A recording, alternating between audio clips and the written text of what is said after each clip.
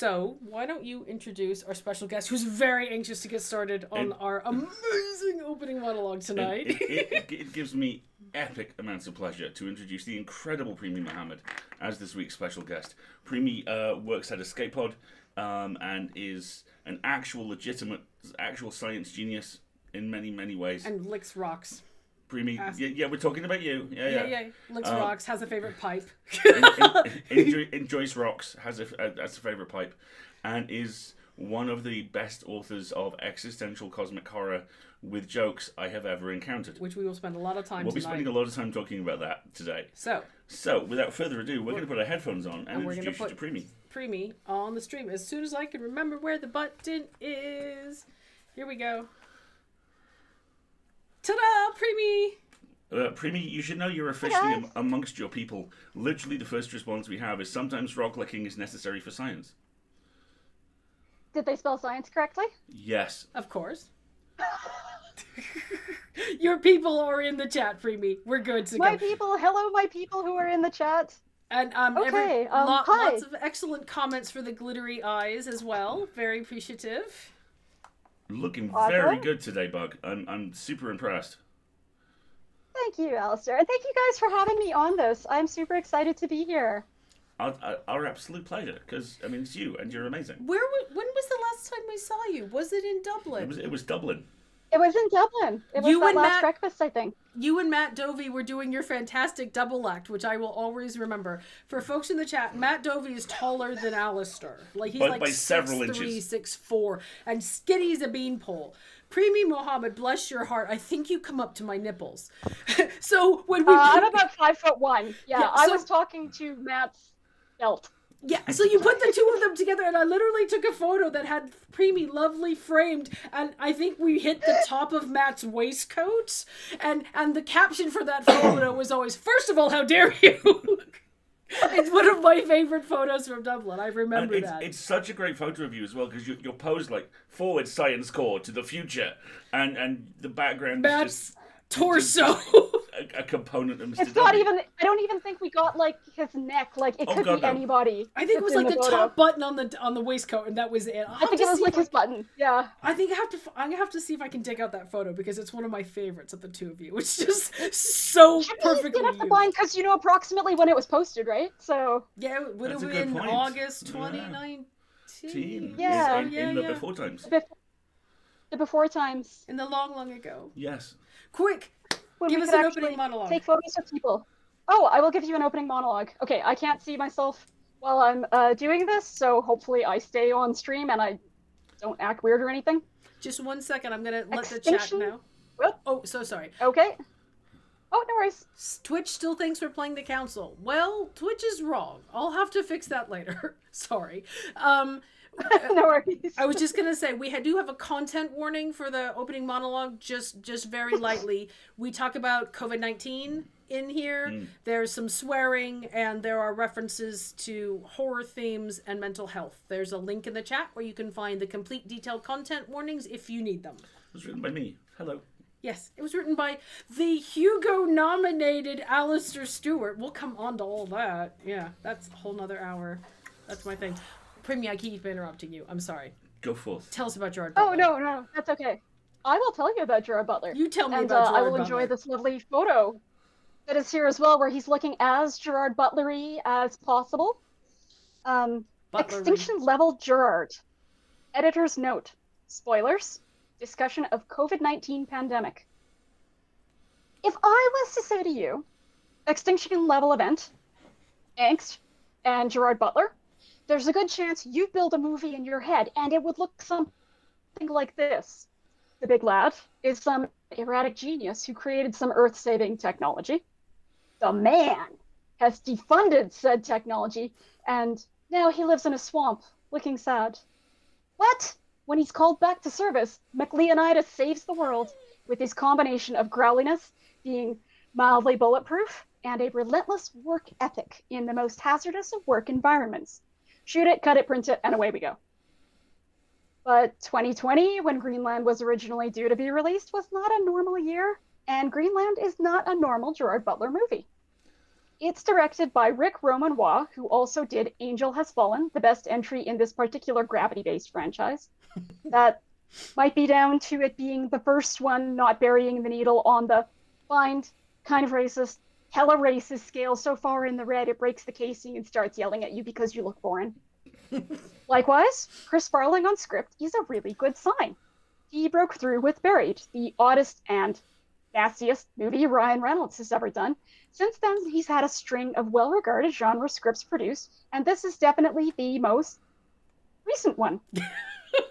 Along with their amiable goof of a leading man, the two have successfully created a movie which is absolutely bog-standard summer blockbuster fodder. From the point of view of an innocent bystander in 2020. Oof. John Garrity, Butler, does building science. He's also been unfaithful to his wife Allison, Morena Baccarin. The reason given being the pressures of jointly caring for their diabetic son Nathan, Roger Dale Floyd. Realistic but cringy. Yeah. Their life is enough. John and Allison are working on patching things up and host a viewing party for the near-Earth flyby of a comet. And then John gets a phone call. An automated government service tells him he and his family have been selected for places in an emergency shelter, which makes no sense as the newscaster comments about the comet passing harmlessly by. Waugh and Sparling set up a premise that skitters nervously from the pre-apocalyptic feel of disaster movie first reels to the sort of glacial calm we see in first contact stories, all structured with moments of genuine humanity. When proof that the comet is going to hit is made clear, one of John's neighbors confronts him about why he got the call. The ghost of the Twilight Zone's The Monsters Are Due on Maple Street slouches into eyeline, and for a second the movie hangs on a knife edge before calm and experience prevail. Some people here have faith in their friends and family. Others strike out on their own. Who survives has nothing to do with either of those choices. This is, to quote Kara Thrace, the end of the world. Every scale gets balanced. The pleasingly feverish middle hour that follows starts with the Garrity's arriving at their evac station, escalates to the explosion above. There's a very nice illustration of explosion here. And along the way takes in moments of human kindness and cruelty, all carefully placed in context. Better still, the choices to separate them make perfect sense at the time. And both Allison and John do their best with the information they have. It's often not enough. They keep trying. Which brings us to 2020. This is the first movie I've seen in a long time that captures the exhaustion of extended terror. The Garritys are put through the ringer over and over again, saved and damned by total strangers, never reaching a point of stability. That middle hour, hyperbolic as it is, reminded me of nothing more than March 2020. A month that, for me, began with a passing conversation about how many crates of hand wash someone should buy, and finished 4 months later with the weak-kneed realization that lockdown wasn't only being put in place late, it was being lifted early. Yeah. The exhaustion and necessity of protecting yourself and your loved ones in a constantly changing climate of fear is captured very well here, to the point where if these are emotions and experiences you're still living or processing, maybe come back later, it is not pleasant in spots, and it's sure as hell familiar. The movie is at its best when the characters don't know where their best is. Allison makes an entirely understandable mistake that leads to a kidnapping. A sergeant who won't be evacuated doesn't lift a finger to help an inconvenienced family who might be. A pilot risks a dozen lives for 3, and half a dozen people are seriously injured because of one man. The sole death caused by the characters on screen grinds everything to a sudden, juddering halt as just what's happened sinks in. The character involved won't talk about it afterwards. These are the panicked, out-of-focus Polaroids of the end of the world. Greenland is littered with them, and the better for it. Inevitably, things have to come to a head, but even here, Greenland impresses. The ending is a happier flip side to that of the superlative Miracle Mile, a movie this double bills with very well. Greenland manages to both mark the cost of the global tragedy and retain hope for a brighter future, at least for the Garritys and the legions of other survivors. It's a tough, bittersweet ending, but Butler especially makes it work. Greenland is an absolutely off-the-shelf disaster movie, but it's also smarter and more grounded than you expect, and makes a high watermark on the resume of its gloriously eccentric leading man. Better than you think it should be, and timelier than any of us wanted, Greenland is on Amazon Prime now. Nailed it. You have some really good one-liners in there. Thank you. That the whole still Polaroids of the apocalypse line was a good one. I like that a Nailed lot. it, Premee. Thank you so Well much for done. that. No, thank you. Hugo Award nominated Alasdair. Hugo Award nominated Premee. Actually, I guess. Yeah, Escape Yeah. Pod. For Escape Pod, yeah. And you get a rocket, and you get a rocket. Yeah, if only it worked that way, It's right? been a weird week. Should we talk about books? Let's talk about books. Let's talk about books. Let's talk I about like your books. Yeah. Because there's a lot of We them. could talk about somebody else's books. We are not talking. Okay, chat. I should point out, literally the first time I met Premee in person, her editor Dave Moore gave me a copy of her debut novel, and Premee was literally Dave had a holdall full of arcs of this book, and Premee was literally following him around the convention, waiting for him to hand one out to people, and then go, "I'm so sorry, I'm going to need that back. It's really not very good. It's in everyone's best interest if you don't read it." Spoiler alert, Yeah, the it was book great was because, amazing. He actually, I didn't know that he and the publicist were rolling rolling suitcase full of review copies around. So a couple of hours into the con, somebody came up behind me and was like, "Hey, can you sign this?" I was like, "How did you get a copy of that? I don't even have a copy of that. I don't even know what my editor looks like at this point." Oh no. That's amazing. It took him like a day to find me and give me a copy of my own book. Well, to be fair, you were hiding behind Matt Dovey the entire time. That is true. That is true. He is easy to hide behind. Grab the books. Grab And the stack. speaking as we were of your books, Because, like I said, there are so very many. visual aids. Visual aids. All right, let's start. There's a This- visual aid.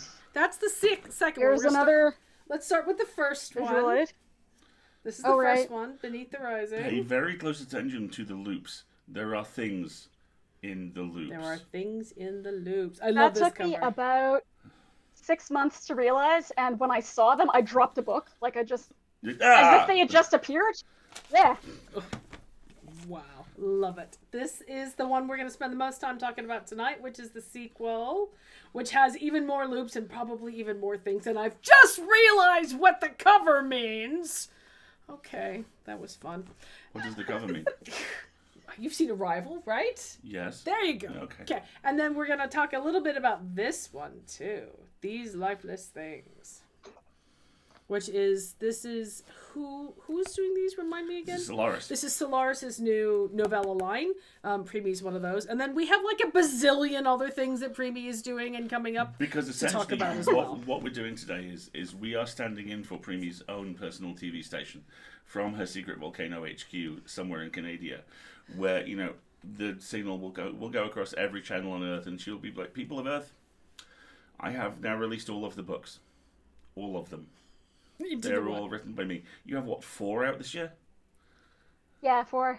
I mean, three novellas in one novel. So That's people are quick to remind me that a novella is much quicker to write than a novel, and I shouldn't be proud of it. But Well, they can fuck Those off. people are wrong and Yes. are naughty and should come to me for... No, I'm not... Correction. Correction is the correct sadly, word. I am too Canadian to say anything cruel to them. But I hope they know that I'm thinking it. That's very rude Sorry. and inappropriate.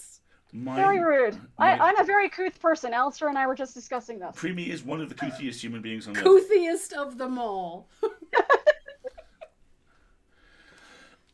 So let's talk about writing. We should probably also say 2 things. First of all, there are some content warnings for what we're going to talk about, because Premee likes to write about eldritch horror and cosmic deities and the end of the world, so please be advised that we're going to talk about some stuff. There's also some body horror, and there's some biological horror, and there's some PTSD and stress dealing with, so please do check the show notes for a complete list of all the content warnings. The other thing we should say up front is we're going to talk about both books, but if we're going to talk about the second book, we may spoil a little bit of the first one. So we'll try to be minimalistic about it, but just heads up, if you're really wanting a cold read experience, this might be a VOD for you to come back and join us a little bit later and catch up on it after you've devoured these. The other thing I would say is maybe don't read those at bedtime like I did. I have a very high tolerance for horror, and there was once or twice it was like, I'm gonna go watch a food video before I go to sleep now. Joshua, make that case for me. I'm frightened. Yes, exactly. So, Sorry. do you want to set the scene for us, Premee? Just give us like a very brief overview of the first book and kind of what we're coming into on the second one. Okay, sure. Yeah, so the first one, as I so memorably had somebody summarize it for at Dublin Worldcon, actually. He said, it's the story of a scientist who solves the world's energy problems and creates a bunch more problems. That's and a that killed me very because good I thought that's summary. a very good summary. I hope that guy was in marketing or something. Or maybe he wasn't because he didn't give me his card or his name or anything. Like a ninja marketer. Yeah, it's basically the Ninja story marketing! of a child prodigy scientist who builds a reactor that supposedly should solve the world's energy problem, but it attracts the attention of some of Earth's old, I think they would call themselves friends, because they moved in and started taking all our stuff. Basically, eldritch, horrible beings that refer to themselves as the Ancient Ones, which, wow, presumptuous. But she and her best friend have to figure out basically how to solve this new problem that is unrelated, it seems, to clean energy and is more related to the Earth being overrun and invaded by these god-awful ancient creatures. And I guess, again, spoiler alert, at the end of the book, they certainly seem to have done so, which is really good, because nobody likes being invaded by giant ancient eldritch You gotta creatures. stop that sentence with nobody likes being invaded. We also don't like being invaded by eldritch ancient ones. Well, yeah, I mean, but there's invasions and then there's invasions. Yeah. Tonight's gender, invasions. Yes, exactly. Yeah, so I guess at the start of the second book, I didn't want to set it too much later than the end of the first one, because I had this idea in the back of my mind that time really kind of heals all wounds, and I really didn't want the wounds to feel healed. I wanted them to be kind of open and painful still for everybody. So Nick, the narrator, the main character, has some trust issues now, which legit. Are earned, yes. Are earned, yeah. His former best friend continues to be an unrepentant asshole about everything that happened because we fixed it. Because kids these days. And the entire world, basically, because they weren't able to see this coming, because they weren't able to do anything about it, to fight back, to actually prevent deaths or sickness or anything like that, now the entire world is having trust issues. So even governments are paranoid. The scientists are wildly mistrusted.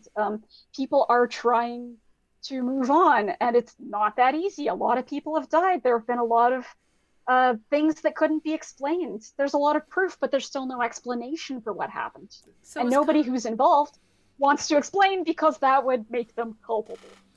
It sounds almost like the MCU kind of post-blip situation we're in now, where, well, technically we fixed it, but everybody remembers and nobody's happy, and yeah. Yeah, I think so. Like that, yeah. I mean, I could write a laundry list of the stuff across these two books where I went, oh my god, this is impressive. Oh wow, this is so really, really cool. But if I did, that would probably be the top of the list. The way that you build the sequel from the consequences of the first one without cheapening the first one at all. And also how you really drill down on the fact that Nick and Johnny fundamentally are kids. And everything... Kids these days! Go off my lawn! Know your dad! Hush now! We're not that old! Come on now! But the fact that when you're an adolescent, everything's the apocalypse. So when they're dealing with the literal apocalypse, as well as emotions the size of a kaiju-sized old god, they have a lot on. I mean, I've rarely felt more sorry for a leading character than Nick at several points across these books. Right, the fact that he's literally going from dealing with his first supernatural direct contact to scut retail job to picking up, siblings from after school care to eldritch invasion is like, I would have whiplash if I was Nick. It's a lot to deal with. I think you're right. Well, and where that came from partly was, and again, I've told this story before, so sorry if this is repeating it, but the first book, Beneath the Rising, was written when I was in my first undergrad, so between about 2000 and 2002, when I was about Nick's age. So when I graduated, I was 20, and the book was done, and it didn't feel like I was writing about, some character. Like, Nick was my peer. He was my age. We did use Netscape Navigator. Everybody can stop making fun of me for that. I like the end. That's just how it was. 1 p.m. pick up brother from kindergarten. 2 p.m. fight Cthulhu. You laugh, but there's like a chapter that's like that. Yeah, it's I think it's the one where Nick gets to complain about the couch. Yeah, exactly. Being ruined. Yep, exactly. And for once, it's not the kids ruining the couch. Yeah, it's Cthulhu. Yeah. He's the worst. He has boundary issues.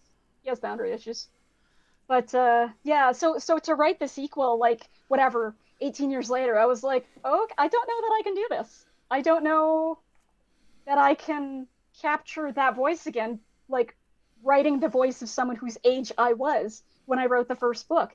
It's like, now I'm an adult, and I'm sitting here looking at these kids like, make good choices! Stand up straight, cut your hair, get a job, and stop messing around with Cthulhu stuff this instant. Yeah.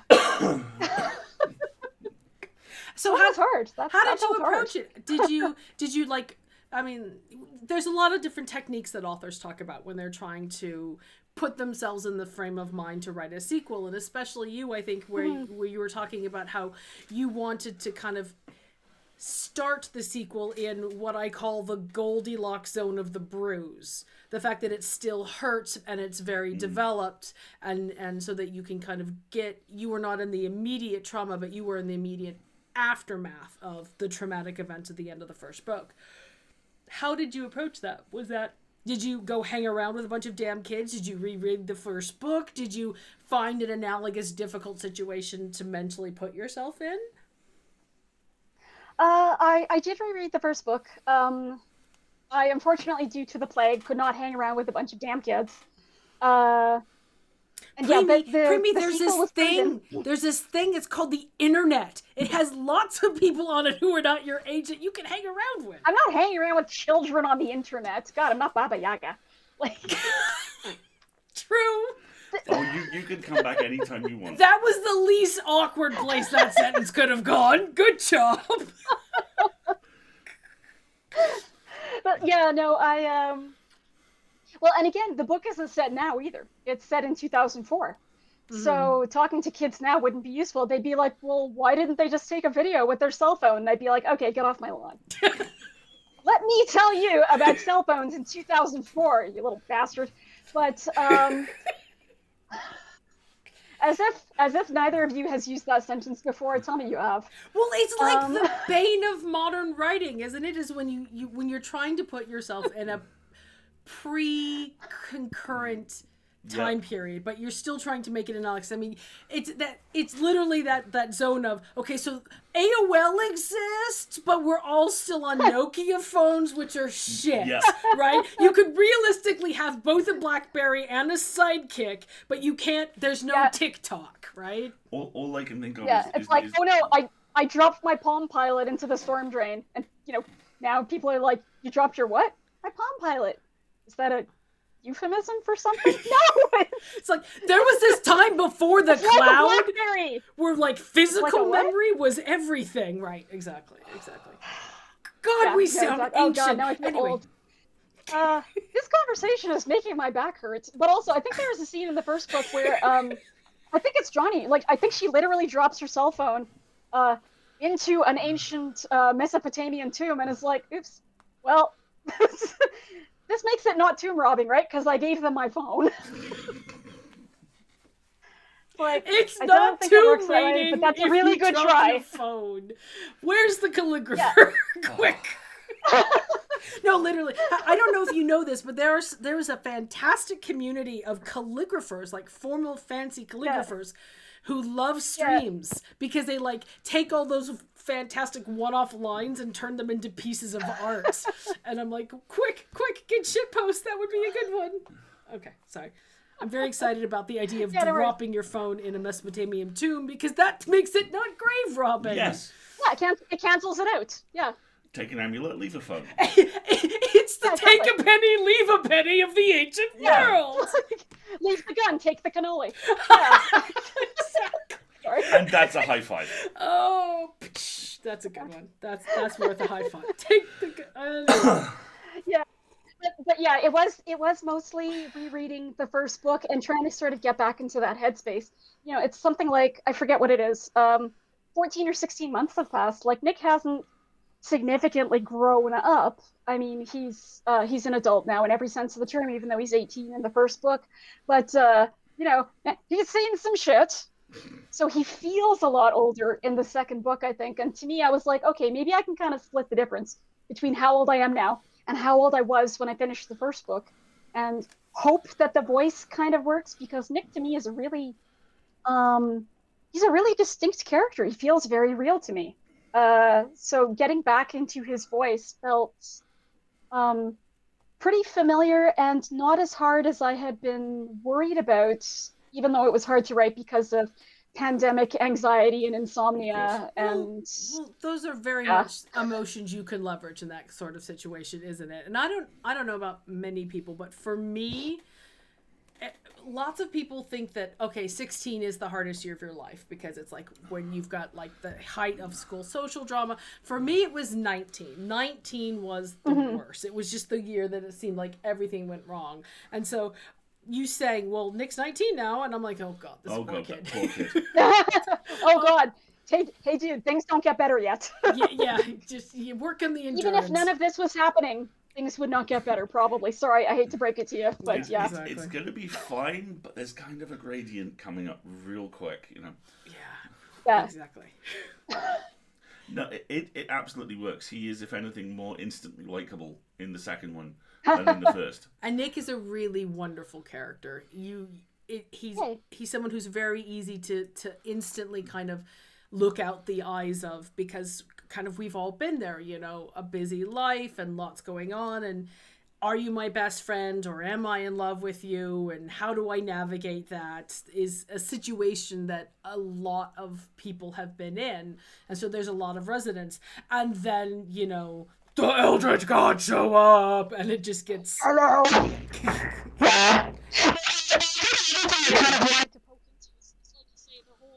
The friendship angle, and like Nick thinks that his loyalty is very much his best quality.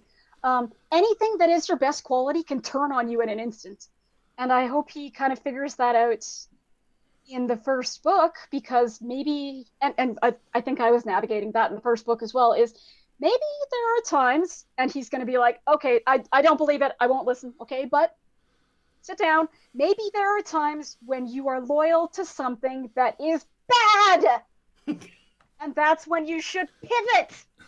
And he'd be like, no, that's terrible. I'd be abandoning somebody. What kind of friend would I be? The kind who lives. The kind who lives? The kind with self-esteem, who recognizes that maybe you're being exploited. And that's the thing. The kind that doesn't have a shattered pelvis? That's the thing which I really, really responded to in the second one. That this poor fucking kid is doing such incredibly complex psychological and emotional algebra all the time. Yeah. And he's constantly going, I'm okay. I think I'm okay. I know what I'm doing. Do I sound like I know what I'm doing? I've been practicing. I'm okay. Am I okay? And I've been there. Yeah. And it is yeah. it's so easy to do that badly, and you write him with such incredible compassion and honesty, and nothing goes well for him pretty much at any point. But bless him, he never stops trying, and I have to respect that. You know. Yeah. Well, what I like, and I like what you said about that too with the algebra, he is always working that out in his head, but for almost all his life, all he's had to navigate basically are family and Johnny, his best friend, his only friend, which he didn't find suspicious at all. Now he's got more people in there. He's got this job. He's got Sophia, who's the daughter of the man he works for, which isn't terrifying at all. He's still trying to do the algebra, and you can almost hear him like, okay, I need to sit down for a minute. I need to sit. There's too much math. There's too much math. How do I He's the GIF with all the math and the face and the. What are girls? I don't understand what girls are. There's one touching me. Should I say help? Right? Is this good? Should I say? Is what's happening good? Good. He's holding up a sign that says "Help Wanted." No, he's got the Wile E. Coyote sign. It's constantly changing, you know? Good Lord, what am I doing? Please help me! Pretty much. And, doesn't really realize there's an anvil above his head most of the time, which is sad. But again, I think we've all been 20 and been 50%. I know exactly what's going on, and this is my chance to make the most of my life. And 50%, I am going to fuck everything up forever, and no one is going to stop me because they think I'm an adult. What? I guess I'll sit down and have a panic attack about it and then go back to work. That was me at 20 anyway. I plead the fifth. Wise. I am reminded of nothing more than that beautiful moment in the Destiny 2 advertising campaign when Nathan Fillion's character is getting drunk in a bar somewhere, and he's like, you ever have one of those situations where you're like, I've got this. And there's like flash cuts of doing really flashy gunfighty stuff. And I did not have this at all. And Nick's, for so much of the second book, is like, it's fine. Oh God. Beans. Oh, beans. No, it's not fine. No, there are dragons. I thought this was going to be more fine than it was, but now everything's on fire. Oops. And that he's a very resilient young guy in some respects, but he's being tasked with a lot. That actually brings me on to one of the other things which I really liked. Which you're going to talk about after you have a sip of tea because you're coughing. Excuse me. Have some tea. Yes, tea is good. You write the best secret societies because it would have been so easy for this to be the kind of absolutely bog standard. I will date myself horribly here, and like two people in the chat will go, "Fuck yes!" Poltergeist the Legacy style. You know, kind of groups of random wandering academics. And I love the secret society are all these kind of feral, locked away in bunkers and pocket dimensions somewhere. People just going, I don't give a shit. I've got my books. You gotta have mine. Yeah. Fuck you. Well, thank you. Well, and it that's me, not commentary on academia or anything. Yeah, and that's not commentary on my books or anything behind me, right? Not at all. Also, subtle placement. I like it. Yes, very nice. Thank you. I saw somebody do it in a panel that I was on a couple of months ago, and I was like, oh, I love it! Because they arranged like right above her head. So you couldn't help but look at them. I just loved it. But the Secret Society. So I wanted that to play more of a part in the second book because it's not innocent in the first book. Things are clearly happening behind the scenes, and both Nick and Johnny are like, hey, how about some information? And they're like, well, we're secrets. How about new, Scott? How about which new? then is like a full sentence. We're secret. But I also wanted to give it kind of a sense of, you know, those places that are like, come work for us. We're like a family. Well, this society pretty much is. So they're completely dysfunctional. They actually are composed of a lot of families. And it's also been running for thousands of years and just getting more and more paranoid, more and more power hungry, more covetous of everything that they don't have, and just going really sharply downhill, and they can't see that. They think they're doing good work. One of the little throwaway gags I loved, and your world building is exceptional across these books. The fact that you kind of offhandedly establish in the first book that cats are members of this society. Oh yeah, cats. Yeah, cats definitely. They're members, And or if they're not members, they're contractors or they're associated. Yeah, yeah, Or they have their own and they're just not telling you. and the moment in the second one cats. It's a secret. It's a secret. when Nick shows up at a society function, and he's like, "Oh, there are cats here. Oh, Yeah. they all outrank me." Yeah, they. Oh. I forgot about that. Yeah. They do outrank. The stone moving across the floor probably also outrank somebody's not sure. There it goes. That's an awkward conversation. Excuse me, inanimate object that is nevertheless moving. Yeah. Stand down, son. Thought so. Fine, as you were. Yeah. Oh boy. Well, and that I think leads into kind of their obsession with hierarchy. You know, they've got this pyramid. It comes to a point, and everybody knows exactly where they are, and everybody's struggling to move up in it, and nobody wants to move sideways. No one wants to get demoted. It's their greatest fear, and Nick's been infected with that. When he gets in there, he thinks about hierarchies. He thinks about ranks. Something he's never really been focused on in his life. And I love how it's portrayed as a coping mechanism. He's just had this horrible shit happen to him. He's like, okay, exams. I can do exams. I can do exams. I'm just gonna throw my life into this probably meaningless hierarchical structure that I can nevertheless navigate and is therefore within my control. It's the illusion of control. Yes. Yeah, he's grasping for control. And any little bit that they give him, he's like, oh shit, yeah, I'll take it. I will do that spell for you. Oh, it's gone sideways. Okay. I'm Okay, sorry. time out. I'm sorry. Am I in trouble? They're like, oh, trouble is not a word we are familiar with. We want something stronger than that. How do you feel about death? Yeah, exactly. Yeah, pretty much. Exactly. So, cosmic horror. This is a genre which traditionally is, well, I mean...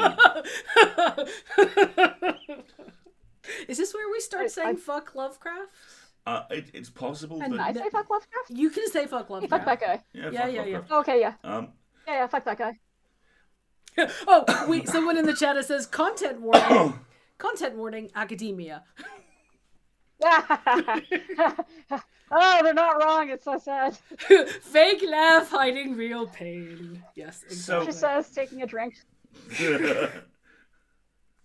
This is water. It's not room temperature gin. It could be. Don't you? I'm not judging. Suddenly reminded of It's just water. We have donuts for later. We brought donuts. There is a fantastic TikToker who is currently recapping Falcon and Winter Soldier episodes. Most recently, she did one where Captain America gets to heaven and is greeted by Tony. Tony, I have to ask, what's in the glass? Is it water or room temperature vodka? And Tony just goes, ha ha ha ha ha ha. Yes. Exactly. So anyway, Oh my god. Cosmic Horror. And I can totally picture RDJ giving that line too. Yeah, seriously, can't you? Exactly. Yeah. Cosmic horror in which Lovecraft can fuck right off. Did you feel any pressure to do certain things that everyone since time immemorial has done with cosmic horror? Like, you know, tentacles, cultists, all that kind of stuff. Or did you mostly just go, this is an unusually gooey box of Lego and I'm going to do whatever the fuck I want with it? I think mostly the second, because I actually didn't really get into Lovecraft until like my 20s, basically. And I've read a few of his short stories and just been like, oh, this guy has a good imagination, but he can't write. That's so sad. It wasn't until later that I found out about the how you say the rest of the stuff. The discourse. The discourse, because there's a couple stories where the discourse is not immediately evident, and there's a bunch where you can read where it is, and I had not read those. But it did occur to me that if you have a douchebag who's writing, and they're dead, and they've created kind of a really interesting playground, you should be able to just lift stuff from the playground and play with it, because they're a douchebag. And a content warning, sorry. It's and it was also fun to kind of, later on in edits particularly, strengthen the parts that my editor was like, hey, this looks like a middle finger to HPL. Is that on purpose? And I was like, no, that's just how I wanted that scene to go. And he's like, well, you could Make it get a little more over it. Yeah, I was like, I could too. So that was kind of fun. Like, there are all these tropes. There are some tropes that are kind of generic, and there are tropes that were specific to kind of him and his group. And those ones are the ones that are fun to spotlight and invert. Mm-hmm. The stuff where, well, foreigners aren't really human. They're not actually indistinguishable from the Eldritch Horrors, and that's why they all joined the cult. Also, Italians, for some reason. Also, the Polish. They're not really human. And just those ideas like that. Like, who gets to say who's human and who's a monster? And there's HPL, like, we're like, okay, no.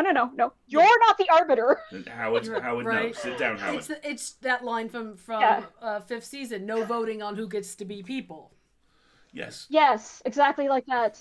Or, the stuff where it's like, one thing you often see in these is prophecies. And the prophecies tend to be flexible enough that they can be interpreted as to mean the horrors that are coming our way intending to destroy the world, or pretty much anything else if you're not careful. It's all in the interpretation.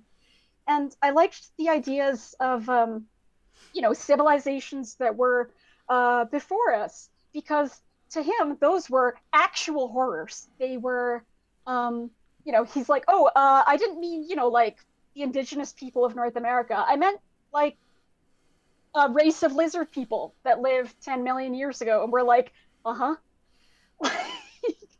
to him, those were also horrors. They were primitive. They were savage. They also weren't people. They were something to be feared. And I know I've said this before too, but it didn't occur to him that as an American, he was basically an eldritch horror to everybody who had lived on the continent before. White people couldn't be reasoned with. They wanted to exploit and kill and enslave people. How is that different than like Dagon? Yeah, exactly. And again, HBO's like, well, I'm not Dagon. Those guys are Dagon. But you're kind of Dagon, though. It's also that whole that kind of slider that exists between knowable horror that I have to confront and be held accountable for versus unknowable horror that no one can call me on my bullshit for because I can claim I'm fighting a good moral fight, right? Yeah, the slider. And the other difficulty with all those stories, like almost all those stories, is people can't fight back. There's almost nothing you can do against the horrors if they A, show up, or you B, accidentally, or C, on purpose, summon them. They show up, you haven't got a weapon that can hurt them, you haven't got a spell that can send them back, you haven't got technology that can communicate with them or translocate them or anything like that. I mean, they try in the Dunwich Horror. They climb up to the top of the standing stone, and they shoot their powder. And whatever's up there is like, ee. But in most of the stories, you either go, well, I think it made that noise. In most of the stories, you either go mad instantly. No, I'm just seeing the Dunwich Horror like with a tea towel going, go away, you'll set off the smoke detector. Shoot. shoot. Like trying to sweep a spider out of the house. Go. Yeah, exactly. I'm sorry. There's like young Sothoth, like, excuse me. You interrupted my song! Excuse me, can I borrow some sugar? Not now, Hasta! Yeah, exactly. Oh, gosh. It's like dusting the powder on the shirt. Like, you humans! But yeah, the idea that you can't fight back because we're too puny to fight back and they're too ancient and powerful was also something I kind of wanted to poke with a stick in the books. It's like, really? Well, if we couldn't, then how come a lot of these stories, not just him, but, Lord Dunsany and Algernon Blackwood and others are like, well, how come you say these have been here historically and left? Where are they now? How did we get them to leave last time? So I wanted to poke into that as well. And suddenly you have all like, how come you guys can't do it now in, like, 1904 or whatever? And they're like, reasons. I'm like, are they plot reasons? Exactly. Is it lazy editing? I mean, do you have ancient super powerful beings that built the pyramids which weren't black people honest? and drove Yeah. the horrors away, or not. You know, we have to reconcile these Yeah. two states here. Exactly. Pick one. Yeah, exactly. And I absolutely... You holding ancient masters to internal accountability? My God! and they're pearl clutching. I should have worn a string of pearls so I could clutch my pearls. Yeah. I can go get some for you if you really want it, but yeah, next time. And what I think maybe my favorite thing in these books is the fact that you respond to all of this by doing science to them. Literally, yeah. Literally doing science to them. Science. The entire crux of the books is we're going to understand these cosmic bastards to death. And the cosmic bastards are like, did you just sample my arm? Is that legal? Was that? I did not give consent, sir. Well, again, a lot of that came out of the first book. We're pearl clutching. I didn't sign a waiver form. Okay, Yog Sothoth. But come on, it'll grow back, buddy. Knock it off. Anyway, sorry. Walk it off. Walk it off, Alasdair. Walk it off, Alasdair. My first degree, because I was writing that during a science undergrad, and the thought kind of was, okay, I understand that we're undergrads, and we would blow up the chemistry building if we were allowed to do exactly what we wanted. No, legit. But, supposing I, for instance, not an evil scientist, had all the money and resources that I ever wanted, wouldn't that be amazing? What would I work on if that were the case? What problems could you solve worldwide? It wasn't until I started getting into the book that I was like, what kind of personality would you turn out with if you had unlimited money and resources and science and nobody ever said no to you? And you decided that you were going to be the person who saved the world. Yeah, what and if there's you were Nick like, Tony well, that sounds Stark like a at hero. 12? And Johnny's like, well, that sounds pretty good. And then you're almost at the end of the book where you're like, actually. Wait a minute. And Wait a minute. That just blew me away. The way you move the perspective. And there's a couple of very spoilery things I won't go into. But the end of the end of the first book in particular, there were a couple of points where I was like, oh no. And so was my editor. and you understand why certain characters have made the choices they have, and you hate them for it. And it is so... And you understand why some characters had their choices taken away from them and weren't aware of it. Yes. There have been people who were like, in the first book, who were kind of like, well, I don't see the stereotypical fits in a box kind of sci-fi fantasy trope formula agency here. I'm not seeing enough character agency. And I was like, to me, that's a very straight white guy reading. It is. That tells me that you've always been in a position in your life where you had choices and could take action. What about everybody else who has to act within the constraints of what our lives actually look like? And we understand that not making a choice is often a choice. Yeah. I think about the trade-offs that Nick has had to make and the choices in his life to prioritize his family, to prioritize keeping his brothers and his sisters safe and his mom safe, who's, a single parent, and to try to, preserve his only friendship with someone who's away a lot, and the things that kind of keep him down and snatch away the choices that someone who wasn't him might have. And when people are like, you write characters without agency, I think that's a very ungenerous reading of what agency looks like for a lot of the world. Or it's a perspective that is steeped in unrecognized privilege. Yeah, absolutely. The fact that you have this assumption that the definition of a protagonist, not even a hero, but someone who is the center of a story, is the actions they are able to take, as opposed to, I think, the much more nuanced reading of it, of course, is this is a person making the best choice they can given their circumstances and their limitations in their environment. I actually have a beautiful, horrifying textbook description of unrecognized privilege. The very first Worldcon I went to in London in 2014, there was a panel about female authors and the difficulties that female presenting authors face. And about halfway through the panel, this dude comes in with a folded up bike, high-vis vest, helmet, pulls his way to the front, sits in the middle of the front row, And you've been in panel rooms like I have, where you're like, a chill fills the room. Yep. You know something is about to go down. Yeah. And after about 10 minutes, and I cannot emphasize enough, this is maybe 20 minutes into the discussion. The question and answer session is in the distant future. He sticks his hand up, and the moderator goes, "All right, sir, he goes, I have a question. If it's so difficult making a career as a female presenting author, why don't you just use male pseudonyms?" I have no memory of the 2 minutes that followed that. There are flash images. Like your brain just erased them. Yeah. He was excoriated by everybody, and okay, good. And he stood there and went, "Understood. Thank you for your time." Got up. Please get on your bike and leave, sir. And completely retraced his steps out of the room. That's more grace than I've seen previously, to be honest. Yeah. Wow. But he came in there to just to ask his question that he assumes female authors have never thought of in our entire lives and left. Yeah. Yes. Wow.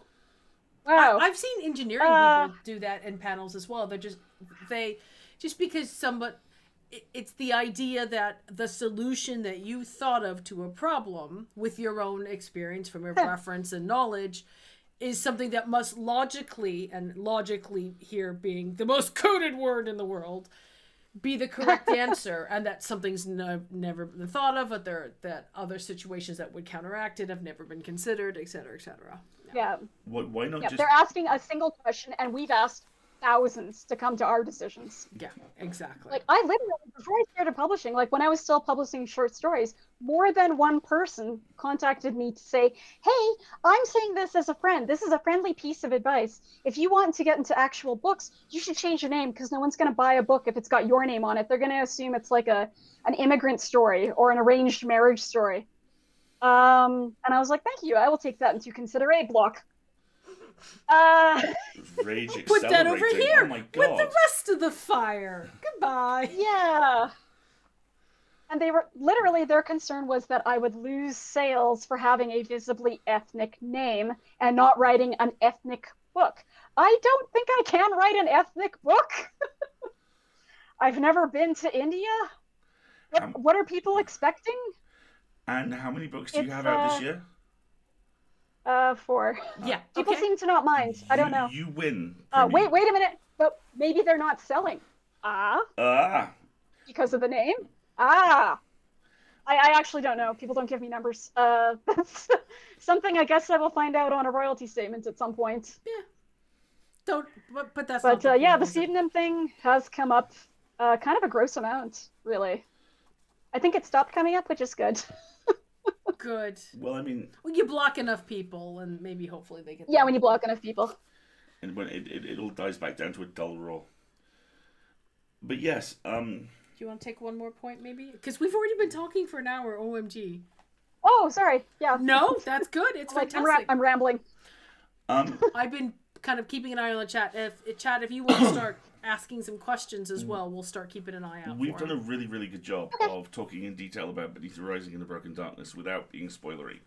So, yay! You want to chat about the novella real quick? You want to talk about these sure. lifeless things? Signed special. It's already signed. Yeah, they sent me this. This is the first time this has ever happened. They sent me this like gigantic brick of tip-in sheets, and I just spent like the whole evening signing them, and then I had to try to get it carefully back into their incredibly protective original packaging so that the edges wouldn't get like squished, which took longer than the actual like signing part. Yes, but what movies did you watch while you were signing all of these? I think I was watching SpongeBob SquarePants. Sorry. There's nothing wrong with SpongeBob. Nothing but love for the denizens of Bikini Bottom. I can't remember. It's in different fonts. Oh yeah, for the two people. Yeah, for Eva and for Emerson. Ooh, I love that. I think that's such a cool like voice trick. Yeah, they also got for voice actors for the audio version, which I thought was really cool. Oh, fantastic. Yeah, I listened to the sample and was like, this is amazing. Nice. But yeah, this is kind of a side quill. I think someone on Twitter called it a paraquill the other day, and I was like, not bad. I will keep saying sidequel because paraquel doesn't work with my brain. But a sidequel to a story that I published in about 2017 called Ensnare of Cold Command, which is, of course, a line stolen from the Ozymandias poem. Nice. And it was about, an invaded city, a siege city, where statues have come to life and are causing problems and, stabbing people and attacking people and stuff. And like everyone's they trying do. to scrape out a living. Statue stuff. Yeah. Statue stuff. Statue hobbies. It's important for statues to have hobbies. It's important for statues to have hobbies. And it was kind of the story of a man who's asked by these terrible creatures that invaded, although this isn't in the Beneath the Rising universe, this is totally separate, but he's asked by these terrible creatures to go find the head of the resistance who's fighting against them. So he's got some choices to make. And so this is happening at the same time, but not in the same area, although they do actually reference the story in the novella. Nice. Yeah, and it's the story of one story is the story of two friends who are, again, trying to kind of scrape out a living and figure out what's happening in the city, and all of a sudden something changes that affects A, their survival, and B, possibly the survival of the human race, which would be very inconvenient if that were to end. We're kind of using it. And the second story is after that story ends, when a group of researchers comes back to this siege city to kind of figure out what happened, because there isn't a lot of evidence left as to what really happened. And, kind of decide if there's enough information to kind of keep going. If the story in, the initial part is true, maybe something's left over in the city. It's hard to tell. It's all kind of unpleasant, but I liked the idea of humanity kind of rebuilding itself after one of those end of the world scenarios. So in Emerson's story, the world has done so. Oh, so it's kind of like one part bomb squad, one part archaeology. I like it. Yeah. We have a comment in the chat from Hasser who says, Premee, as someone who decided not to use my ethnic name for my creative pursuits, I really respect that decision. Heart. I do it more for privacy reasons, but the thought that my work might be interpreted differently if my name sounded less white never leaves my mind. Yeah. Yeah, no, I totally hear that. Yeah. And I even...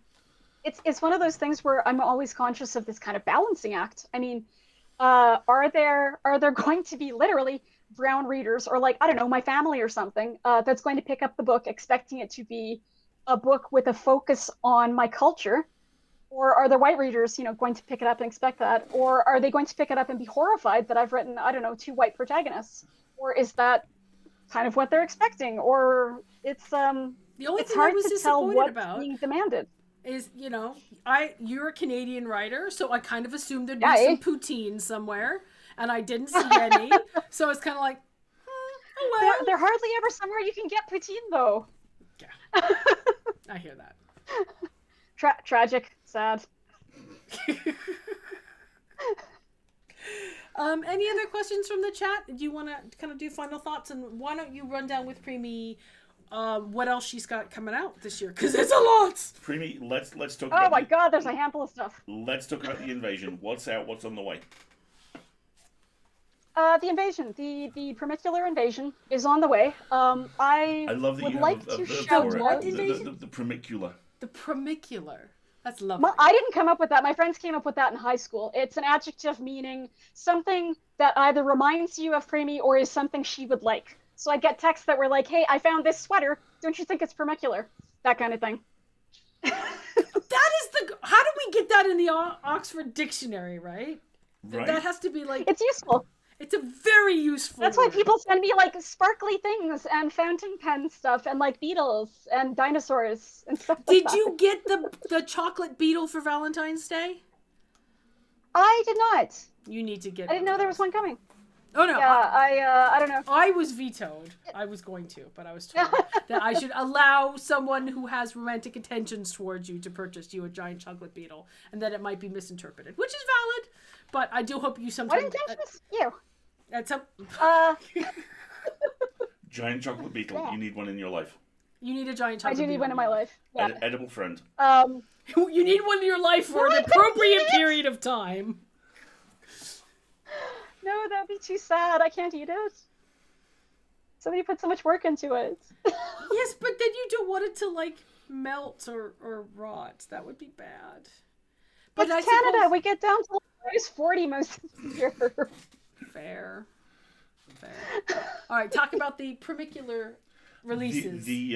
Sorry. Yes, the invasion. The things. I guess I'd kind of most like to shout out 3 kind of upcoming things because they're the most current. And the first one is Elise Tobler, who formerly edited Shimmer, is the current editor of a new venue called the Deadlands, which is a spec-fic venue focused on death and death-related products. And I was asked to contribute a story, so I'm really pushing the Kickstarter because I would love if we could fund.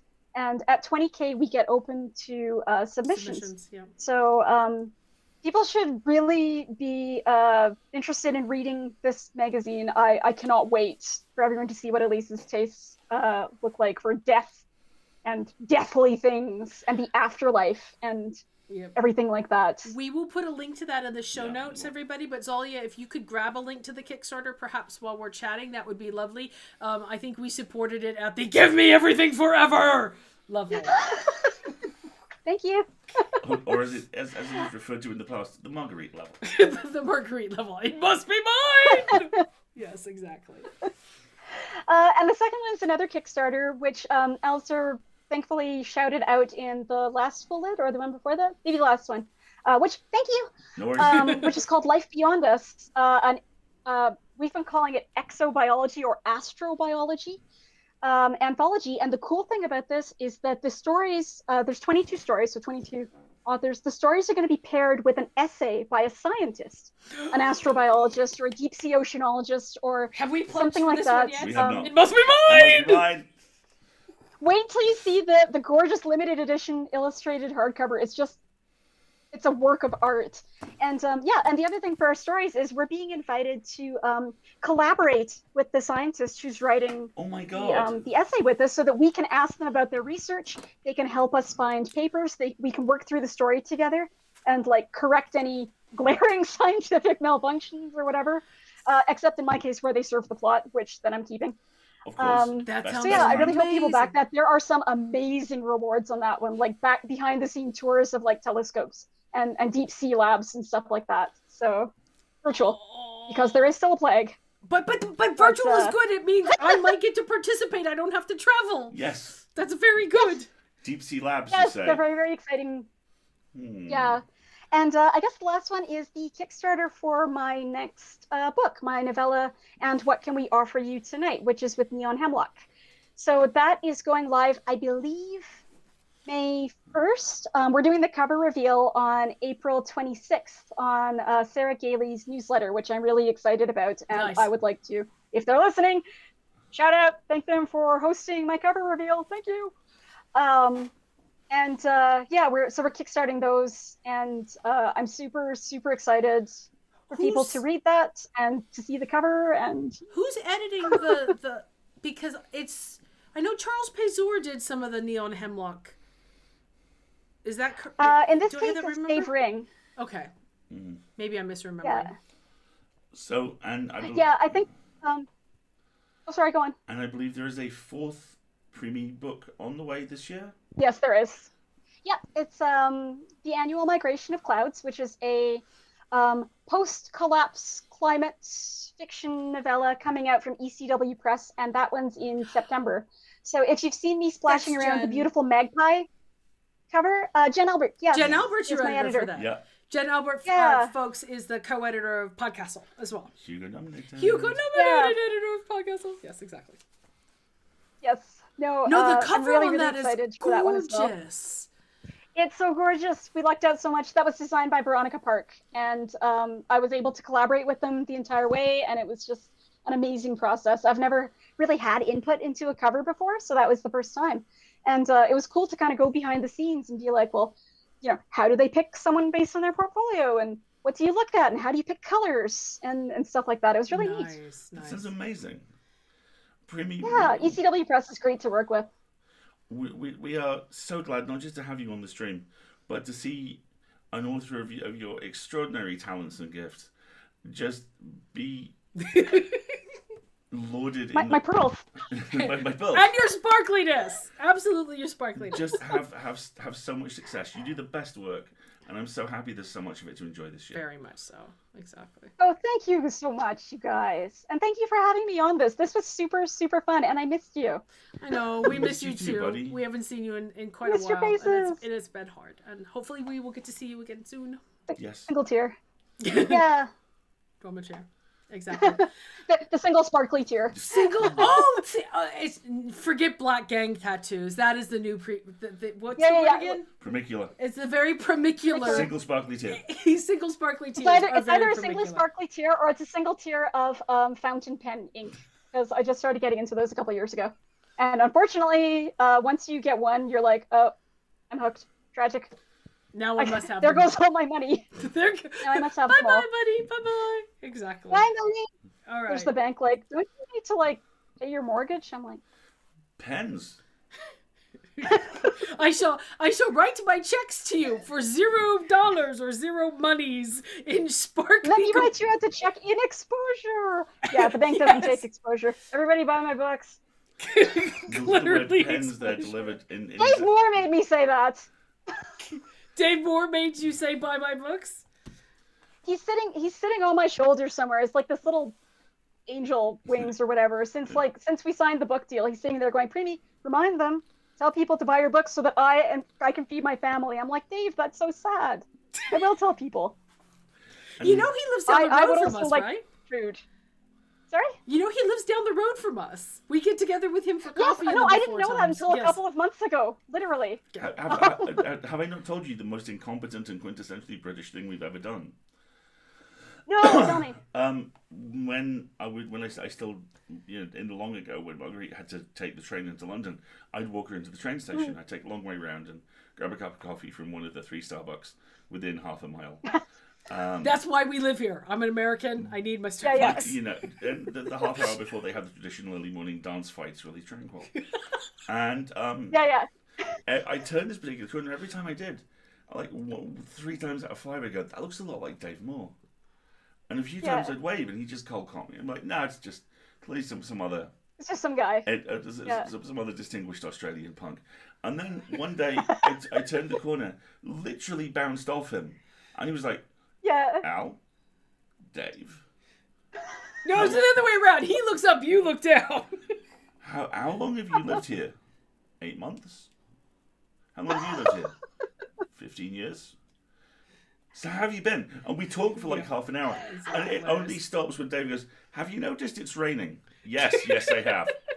That is so English. Right. We should probably go inside. Why don't we? And hung out. It was great. Exactly. Oh my gosh. I think the first thing he said, the first thing I can clearly remember him saying to me was, Premee, oh my God, it's so good to meet you. Are you busy? Do you want to go down the pub? Yep. So, Mr. Moore and Mr. Twitty. Moore. Yes, exactly. Yeah, I made him stop long enough to give me a couple copies of my own book, which he was carrying around with him, so I could get some photos, and then I put them in my bag, and then we did go down the pub. Nice. Fantastic. That is the appropriate order of operations. Give me my book, then we shall pub. Give me my book. Yep. Insert one book. I love you guys are like pubbing. neighbors. Exactly. Pretty much. Exactly. Premee, this has been delightful. Thank you so much for coming on to chat with us. We really appreciate it. Folks, we will put all the various links that we've talked about here tonight in the stream show notes, and Zalia's been putting some of them in the chat. Thank you very much for that. We are going to step away and take a little break and say goodnight to Premee, and then we will come back for some shenanigans like usual. We'll see you in a bit.